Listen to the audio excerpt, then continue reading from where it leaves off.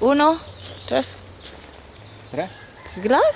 Siin natuke maad edasi käies leidsimegi kohe üles sellised huvitavad puud.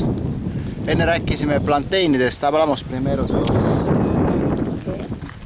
Muestra ese como se crecen largo. Siin on siis banaanipuu ja selle viljakobar on tunduvalt pikem. See eristab teda siis platanost. Ja ta lehed tunduvad olema natukene laiemad ja pikemad kui on platanol. See on nüüd siis banaanipuu seal all, kohalikus keeles guineo. Et sellest, see on siis väike näide otse troopikast, täiesti looduslik puu. Ja, a ver, esto acá. Ja see siin selliste lehtedega, selliste huvitavate lehtedega, just kui oleks marihuana lehed, sellised suured. Papaya son esas. See on nüüd papaya puu. Ja papaya viljad on seal üleval, need näevad välja täpselt sellised. Papaya on väga mõnus troopiline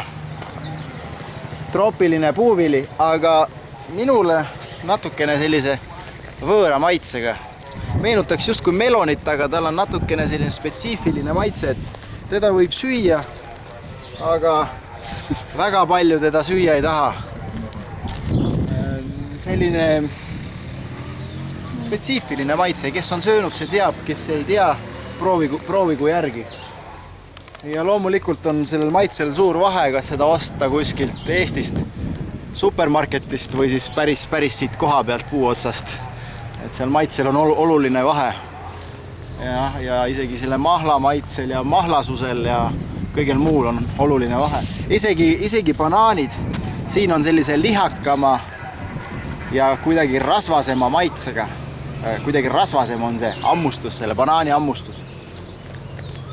Et seal ikka mingi vahe on, kas seda osta siit või sealt. Ja siin taga on üks puu, Guanabanas. mille nimi on... Mis selle puu nimi oli? Como se llama? Guanabanas. Guanabanas. Sí. Sellest tehakse siis mahla. Y muestra uno de ahí arriba. Sí, estoy. Ja sellel on sellised huvitavad viljad. Ma ei oska selle maitset kirjeldada, sest ma vist teadlikult ma ei ole seda tarbinud. Võib-olla ma olen seda tarbinud, aga mitte teadlikult. Olgu, me lõpetame selle intervjuu, sest et siin on tõesti palju moskiitosid ja need ammustavad ja nii valus on. Olgu, nägemist. A ver, cierrame.